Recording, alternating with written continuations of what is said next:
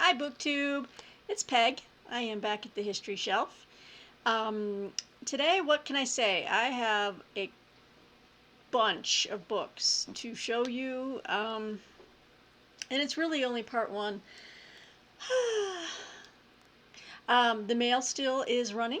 Mail still delivers, and mail still brings me books. So that's one bright, shining piece of news in today's rather dreary world. But hey, we're here to talk about books, and that's what we're going to do.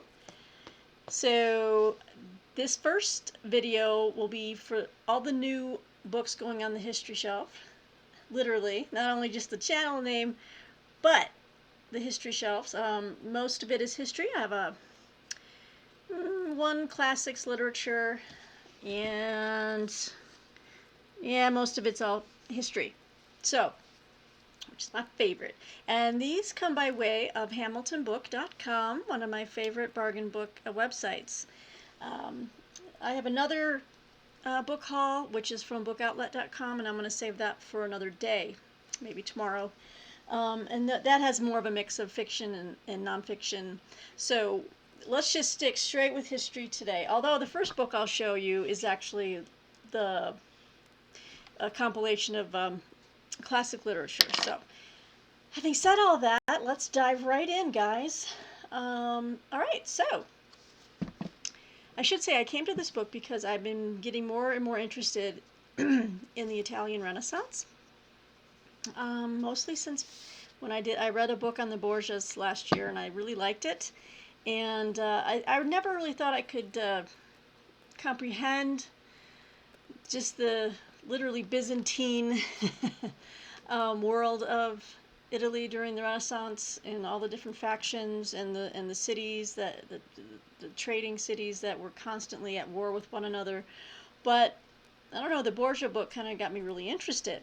And so I came across this book while I was browsing on HamiltonBook.com, and I thought, you know what, let's maybe try to acquaint myself a bit more with the literature of the day there. And so this looked like a nice way to start.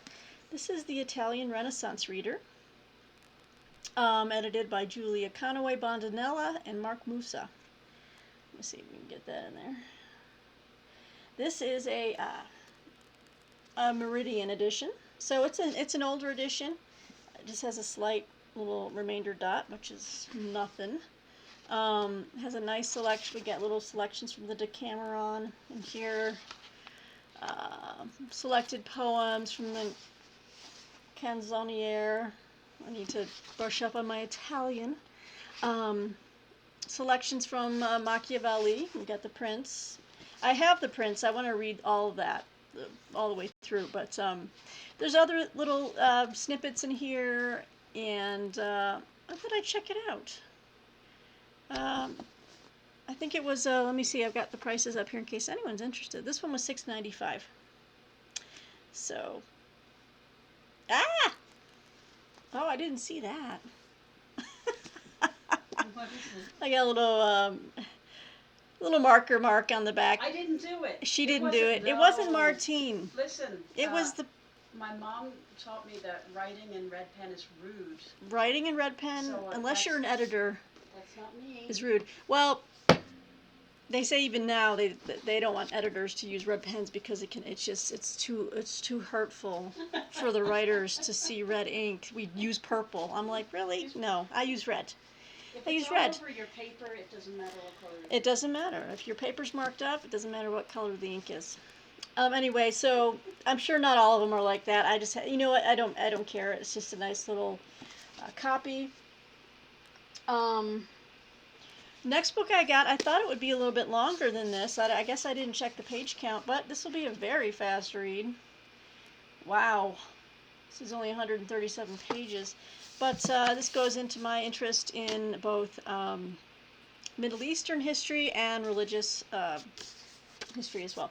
So we've got the Wahhabi Code, How the Saudis Spread Extremism Globally by Terrence Ward. Very, very slim volume. This is put out by Arcade. If you're familiar at all, that Saudi Arabia um, was the first to really promote this extremist version of Islam, which was called Wahhabi after the man who gave it his name. And I don't have it here in the actual dust jacket here, but it talks about how they're an exporter of this really extreme version of Islam, which really just takes it back centuries and centuries.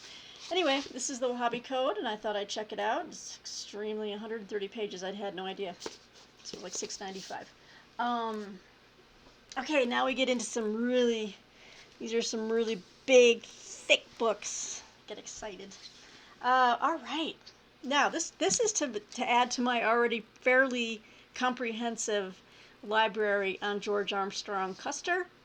I think I probably have every book that's been written about him or have read most of them. So, but this is one that came out right around the time that it was a spate of them. I think Custer's Trials came out. I think it was by T.J. Stiles. I have that one, but this is also came around the same time, and I hadn't gotten it yet. This is Custer, The Making of a Young General, by Edward G. Longacre. Now, I like Longacre. He is very much a Civil War writer, Civil War history writer. So, I mean, again, I pretty much have a Custer collection, and that cover is just outstanding. I just love these old photographs. Look at that. And then I recently, in one of my, one second,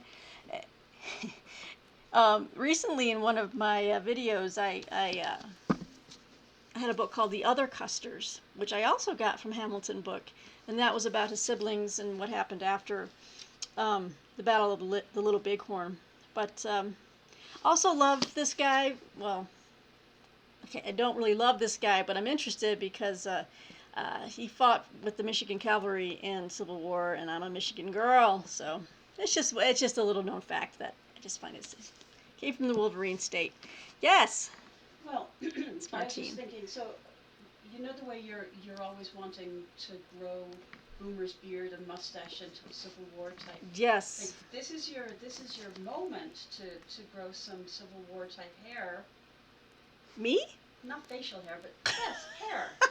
You know, you could that. Well, I think they had short hair, and my hair's growing long in this quarantine, so Style it's something to do on a rainy day. Maybe I could get some oil or some pomade and just try to really go for a Civil War general look. Yeah. Thank you, Martine. All right. I know you don't mean that.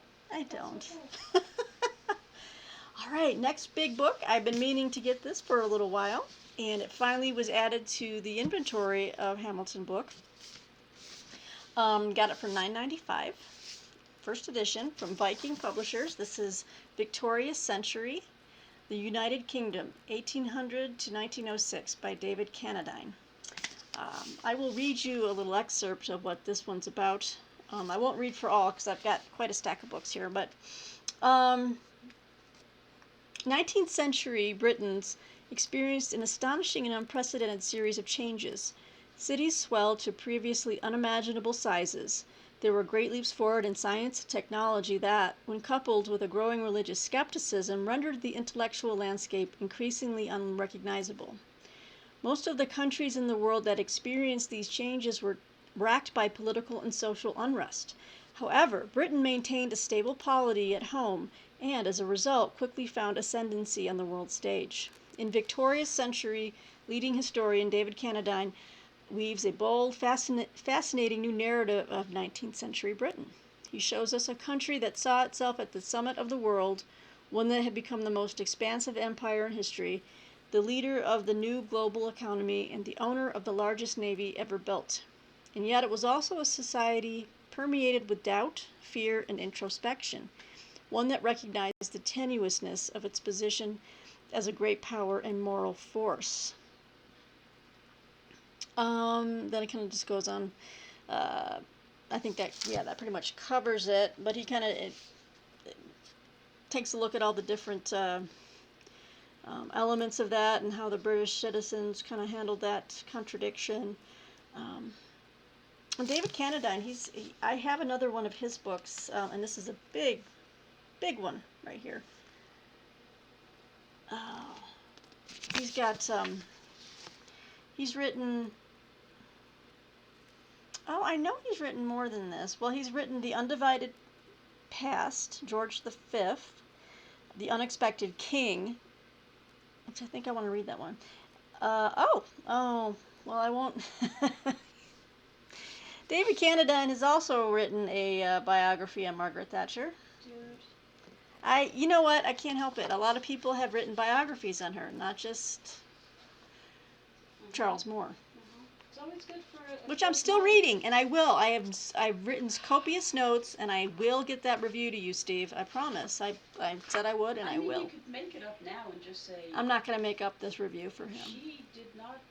She was not a nice person. Okay. Well, you know what? Victoria's Century is over 500 pages. It's a big book. Nice, big, meaty history.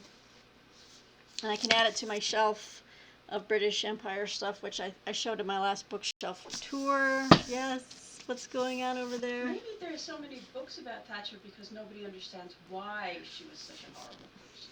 I hope you all got that. Yeah. I'm looking for the bright side. She's looking for the bright side. All And right. And then they're all like, hey, wait, there's no excuse. There's no Oh, excuse. shit. Well, 500 pages later. you know what? Reading is a good exercise for anyone. Your vocabulary grows, so it doesn't really matter. Your swear words grow if you have to Your read about swear Thatcher. words if you're Irish, yes. No, you have to read about Thatcher. Anyway. Okay. Moving on from Thatcher. Woo!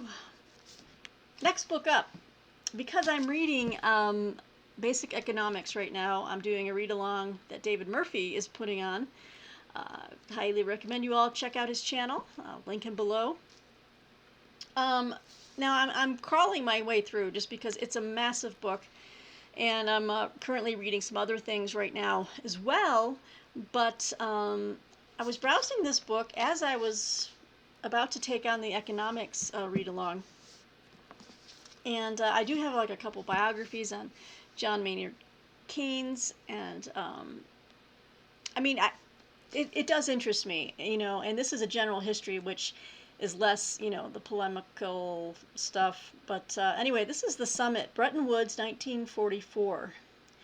John Maynard Keynes and the Reshaping of the Global Economy by Ed Conway.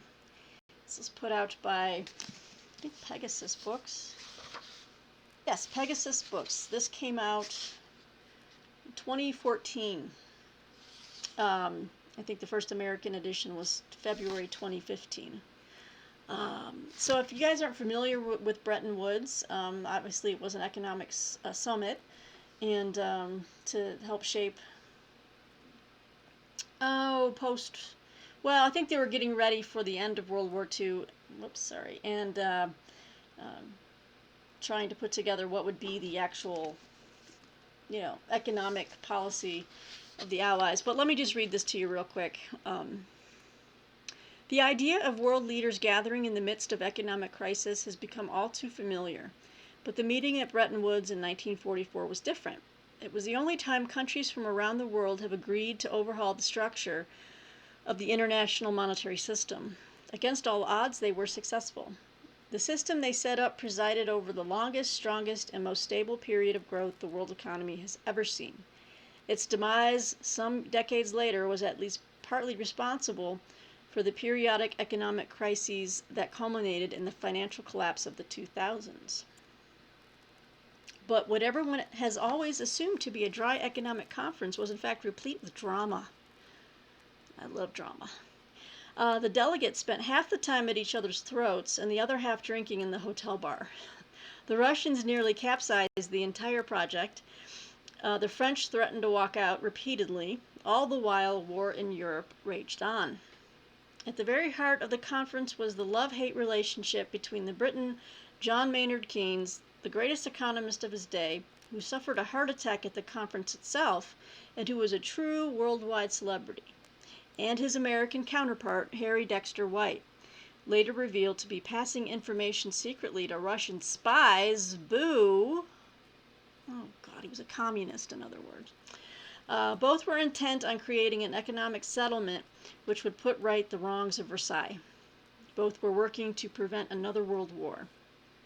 But they were also working to defend their country's national interests. I'm not sure about White. Drawing on a wealth of unpublished accounts, diaries, and oral histories, this brilliant book describes the conference in stunning color and clarity, bringing to life the characters, events, and economics, and written with exceptional verve. I love that word, verve, and narrative pace. This is an extraordinary debut from a talented new historian. The Summit, Bretton Woods, 1944. So yeah, I've never heard of Ed Conway before. So indeed, he must be new. This must be his first book. I'll have to see if he's written anything since then. He's a young guy. Here's Ed. All right, so I'm kind of excited. This one's a little bit of a different change of pace for me, and will supplement my basic economics reading as well. Okay, where did I leave off? Oh, that one's in the other stack. Okay. Okay, so this one's biography, and I think I got this because, and let me just tell you that the Bretton Woods book, the Summit book, I just showed you, was only $5.95. I'm telling you guys the prices because in case you're interested, some of these are so dirt cheap, it's not even funny. Like this next one, and that's why I'm mentioning it. This is a biography called Guilty Thing, A Life of Thomas de Quincey by Frances Wilson. Now, Thomas de Quincey, I believe, he is most well known for writing the Memoirs of an Opium... No, the Confessions of an English Opium Eater. There you have it. Let me read a little bit about this biography. Thomas de Quincey was an obsessive. He was obsessed with Wordsworth and Coleridge, whose lyrical ballads provided the script to his life, and by the idea of sudden death. Running away from school to pursue the two poets, de Quincey insinuated himself into their world. Basing his sensibility on Wordsworth's and his character on Coleridge's, he forged a triangle of unusual psychological complexity. Aged 24, de Quincey replaced Wordsworth as the tenant of Dove Cottage, the poet's former residence in Grasmere. In this idyllic spot, he followed the reports of the notorious Ratcliffe Highway murders of 1811, when two families, including a baby, were butchered in their own homes. Quote, "Having your throat slashed on the open road," end quote, writes Wilson, was never as interesting to Thomas de Quincey as having it slashed in the room of a house. And in his opium-soaked imagination, the murderer became a poet while the poet became a murderer. It's very bizarre. So he wrote Natural Born Killers before Oliver Stone? He did. He wrote Natural Born Killers, yeah. Yep. That was him. Embedded in On Murder as one of the fine arts, de Quincey's brilliant series of essays, Frances Wilson finds the startling story of his relationships with Wordsworth and Coleridge. Opium was the making of de Quincey, allowing him to dissolve self-conflict, eliminate self-recrimination, and divest himself of guilt. That's all we needed to do, was just eat some opium. That's all we need to do. All the answers are right there. Bring it. Yes. Happiness might now be bought for a penny and carried in a waistcoat pocket, he said, in Confessions of an English Opium Eater, literature's first recovery memoir. Oh, that's fascinating. I might have to read that. Opium... He didn't write an apology memoir after the yes. recovery. Opium also allowed him to write, and under the pseudonym The Opium Eater, de Quincey emerged as the strangest and most original journalist of his age. His influence has been considerable. Poe became his double. Dostoevsky went into exile with Confessions of an Opium Eater in his pocket. And Charles Dickens, Oscar Wilde, George Orwell, Alfred Hitchcock, and Vladimir Nabokov were all de Quincey devotees.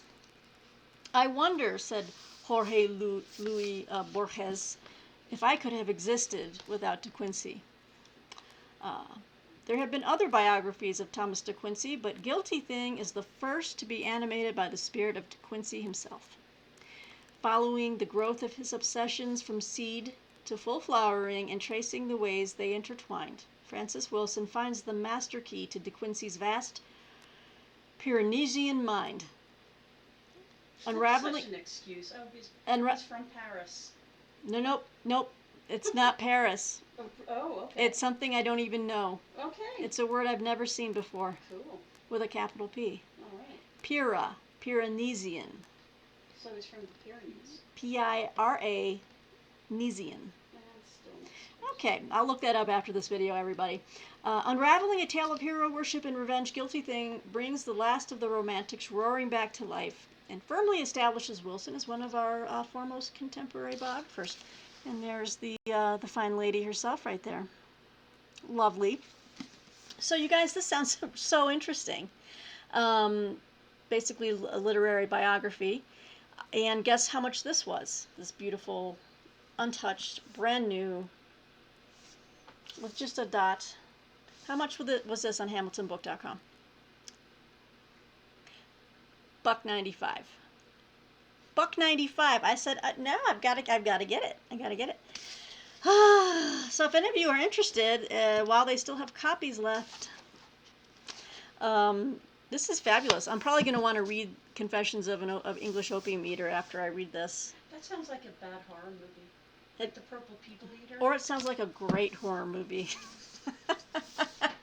So, Guilty Thing, guys. All right. Oh, and here's the next book that was dirt cheap, and I just couldn't pass it up. Also $1.95. It's a little bit slimmer, but it has a ton of awesome blurbs on the back. This one is called Shall We Wake the President? 2 Centuries of Disaster Management from the Oval Office by Tevi Troy, who was a former former Deputy Secretary of the U.S. Department of Health and Human Services. And the foreword is by Senator Joe Lieberman. Isn't that fabulous? So, Shall We Wake the President? This one is about, I'll read it to you, $1.95, you guys, and it's like 220 pages. Nice size. Lions Press. The history of presidential dealings with disasters shows that whatever their ideology, presidents need to be prepared to deal. Oh, this is very timely. Presidents need to be prepared to deal with unexpected crises. Don't say anything. In recent years, the expectations have grown as the disasters appear to be coming more frequently. Since 2001, numerous unpredictable crises, including terror attacks, massive storms, and an economic collapse, have shaken Americans to their core. It seems as if technology, for all of its beneficences, why do they do this to me, also provides mankind with increasingly powerful ways to wreak destruction, including nuclear explosions, bioterror attacks, and cyber assaults. In addition, instantaneous and incessant communications technologies send us word of disasters taking place anywhere in the nation far more rapidly, giving disasters an immediacy that they may have lacked in the past. In 21st century America, the eyes of the American people look to the president to lead the response to whatever disasters happen to strike. Okay, that's all you got to do is laugh. President Obama and his team were taken aback by the sheer number of crises that a president needed to deal with, including swine flu, BP's Macondo oil spill, and the Somali pirates who attacked an American ship. Many of these did not quite reach disaster status, but Obama's reaction to the constant stream of crises was both revealing and unnerving. Quote, "Who thought we were going to have to deal with pirates?" Unquote. That's true. So in Shall We Wake the President, Tevi Troy, a presidential historian and former senior White House aide and deputy secretary of the Department of Health and Human Services, looks at the evolving role of the president in dealing with disasters and looks at how our presidents have handled disasters throughout our history. Heck of a job, Brownie. Yeah, heck of a job, Brownie. He also looks at the likelihood of similar disasters befalling modern America and details how smart policies today can help us avoid future crises or can best react to them should they occur.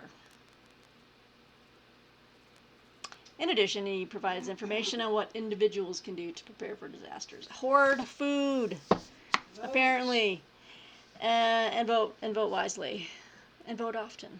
No. Shall we wake the president? So, I read this description, and the book was marked down to $1.95. And I was like, wow, this makes for a timely read. This came out in 2016, so just a few years ago. Oh, what can I don't even need to state the obvious. It wouldn't have made a difference if they'd woken this guy. I was just going to say, instead of Shall We Wake the President, it should be called Shall We Make the President Give a Crap? He just derailed the presser to rewrite history on what he said about COVID. Okay, well, we're moving on. That man will not invade my video. Okay, so then the final book that I got from Hamilton is a book I'm very happy to have. I don't know why I didn't get it sooner. It seems to be a little bit ragged on the end here, but it's okay. It's a beautiful book by a historian that she wrote one of the best books on the Civil War or Civil War biography that I've read this in my lifetime. And she was taken from us far too soon. I was really upset to hear. She died very suddenly in a car accident. This is Elizabeth Brown Pryor, who wrote Reading the Man, which was a fantastic biography on Robert E. Lee, wherein she used mostly what he wrote to inform us who this man was, and his writing was revealing, if only biographers wanted to look, and she did. Reading the Man is an outstanding book, and I highly recommend it. This book, she turned her just beautiful,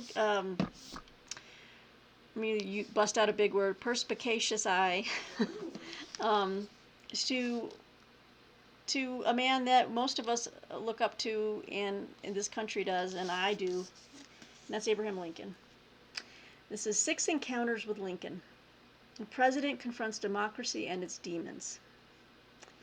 So I don't know how many of you might have this book. This is put out by Viking.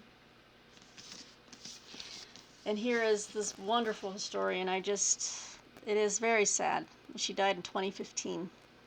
So very young, and I just know she would have written just more stunning books. She wrote a book on Clara Barton, which I have not read that one, but I want to. And then Reading the Man, a portrait of Robert E. Lee through his private letters, and it won the Lincoln Prize. I mean, it's just amazing. But here she turns her eye to Lincoln, and I'm just so happy to have this book. This one was, I can't even believe it, you guys. If you guys are interested, and if it's still available, it was only $2.95. This hardcover, first edition, $2.95. You can't beat these prices. Let me read a little bit about this, because she was such a great historian, and I love her work. In this absorbing book, Elizabeth Brown Pryor offers new perspectives on our 16th president by examining 6 intriguing, mostly unknown encounters he had with his constituents. Taken together, they reveal his opinions and character in unexpected ways, illustrating the difficulties of managing a republic and creating a presidency. While each of these stories shows Lincoln in all his quirky greatness, each is also an invitation to rethink our presumptions about him. An awkward first meeting with Army officers on the eve of the Civil War reflects Lincoln's unease with military culture, giving insight into his erratic management of the Union forces during the war. A conversation between Lincoln and a fiercely abolitionist cavalry sergeant enables Pryor to probe into how cautiously Lincoln moved on the emancipation issue. It was his ability to inch along the narrow road of consensus that defined his political skill. Lincoln's meeting with Cherokee Chief John Ross leads Pryor to explore how catastrophic the Lincoln administration was for Native Americans, and how poignant, given Lincoln's reputation as a defender of human rights.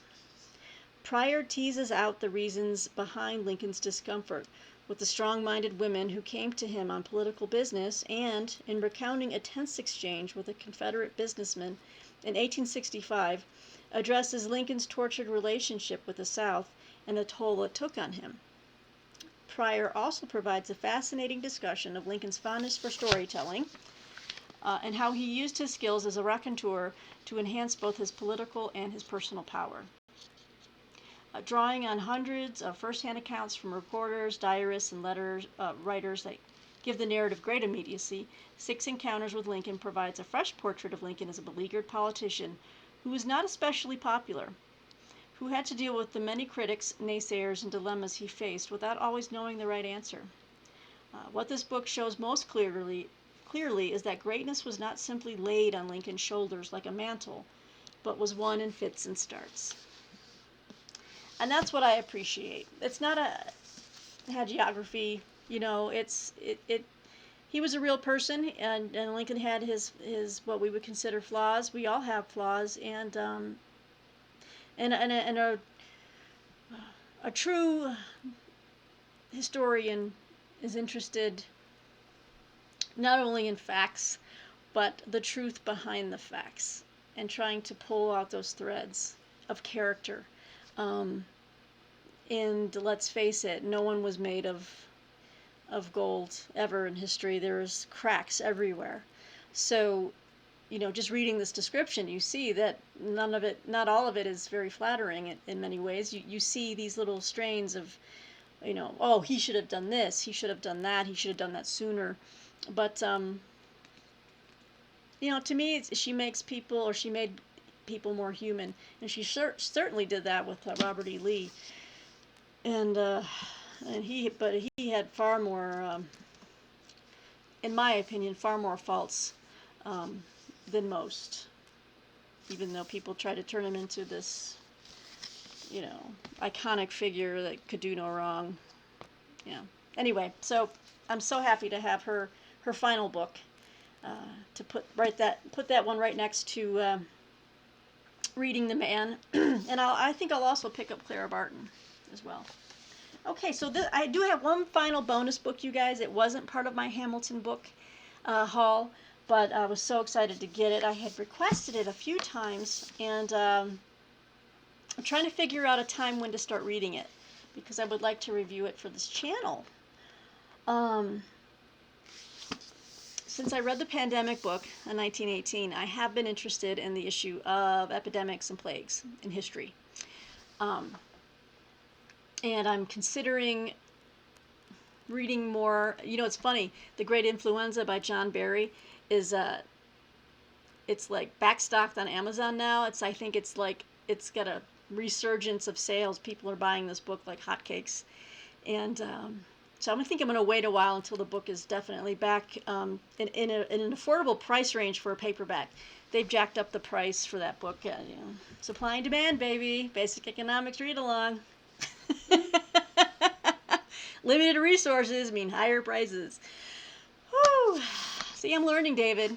I'm learning. But this is from Yale, and I'm so excited. The good folks at Yale. Is that me? John Henderson's Florence Under Siege, Surviving Plague in an Early Modern City. This is, let me just read you a description. I'm so excited. So excited to have this. This is a vivid recreation of how the citizens of early 17th century Florence suffered and ultimately survived plague. John Henderson explores how a major city fought the impact of plague. From overcrowded conditions in isolation hospitals to the splendor of religious processions, he assesses the effect of state policies on the city, street, and family.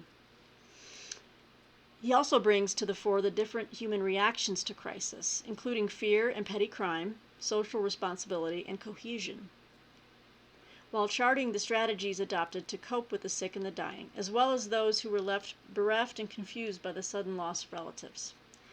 Nuanced and engaging, Florence Under Siege looks at the processes of negotiation between the authorities and individuals as they attempted to survive the financial and psychological impact of massive regulation on their everyday lives. Going beyond traditional historical approaches, which have tended to concentrate on oppositions between rich and poor, Henderson provides a more compassionate interpretation of government policies and practice. And I just thought this is it's set in the 15th century, right? Or 17th century. So I think it's so relevant to study today, as we're dealing with increasing regulation and the interaction between government and the individual. What is our social responsibility? You see people taking very seriously the mask laws, the social distancing, not congregating, not going from house to house. These were all things that people had to deal with back then too, and then seeing how. What were the strategies that the government used to try to mitigate the damage of the plague. So I don't know, guys. I think this is just as instructive now as it was, then. And this is why I love history. I just think history is always with us. And what is the saying? History is never over. It's always going on, or something. Oh God, you guys, I butchered. It's not over until it's over. It's not over until it's over. No, it's not the end of history, as was it Francis Fukuyama once said. Francis Bacon. It was not Francis Bacon. There is an internal joke there. We're not going to go there. Oh yeah, history is never past. Wait, history is.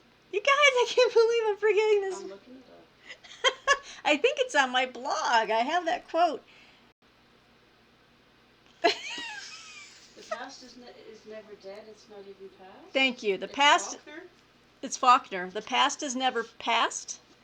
The past is never dead. It's not even past. Requiem for a Nun. Requiem for a Nun. The past is never dead.